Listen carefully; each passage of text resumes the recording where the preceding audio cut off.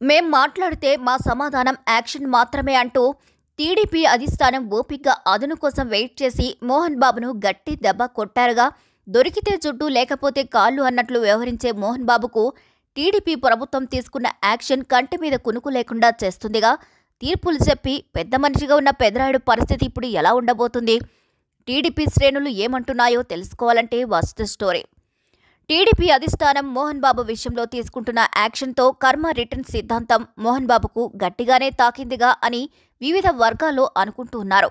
మోహన్ బాబు రోజులెల్లప్పుడూ ఒకేలా ఉండవు, కర్మ ఈజ్ బ్యాక్ అంటున్నారు.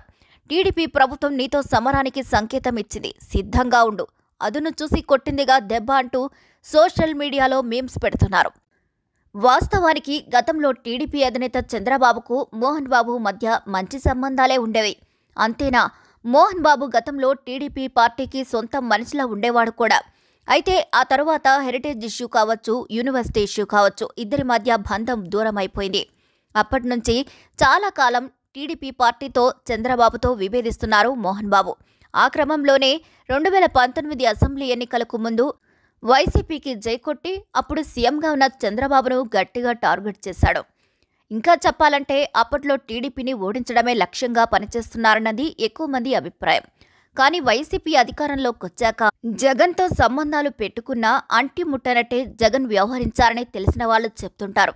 అయితే జగన్ అధికారంలోకి వచ్చిన తర్వాత మోహన్ బాబు టీటీడీ చైర్మన్ లేదా రాజ్యసభ సీటు ఇవ్వచ్చు అని ఆశించారు. అందుకు ప్రయత్నాలు కూడా చేశారట. కానీ ప్రయత్నాలు ఫలించకపోవడంతో చివరికి ఫిల్మ్ డెవలప్మెంట్ బోర్డు చైర్మన్ పదవి అయినా జగన్ ఇస్తాడని ప్రయత్నిస్తే అది కూడా దక్కలేదు. ఇలా జగన్ కూడా మోహన్ బాబును పెద్దగా పట్టించుకోకపోవడంతో తన చూపును బీజేపీ వైపు మెల్లగా తిప్పారు. అయితే ఇక్కడ మరో విషయం కూడా రాజకీయ విశ్లేషకులు చెప్తున్నారు. 2019 ఎన్నికలకు ముందు చంద్రబాబు సీఎంగా ఉన్నప్పుడు మోహన్ బాబు తన విద్యా సంస్థలకు ఫీజు రియంబర్స్మెంట్ కోసం చేసిన హంగామా అంతా ఇంతా కాదు. చంద్రబాబుపై ఆ ఎఫెక్ట్ ఎంతగా పడిందంటే ఆ విషయాన్ని ఇప్పటికీ గుర్తు చేసుకుంటూ టీడీపీ నేతలు ఫైర్ అవుతుంటారు. కారణం, ఆ ఎపిసోడ్లో ప్రతిపక్షంగా వైసీపీ చేసిన హడావిడి కంటే మోహన్ బాబే చాలా ఎక్కువ చేశారనే అభిప్రాయం తెలుగుదేశం ఫాలోవర్స్లో ఇప్పటికీ నాటుకుపోయింది.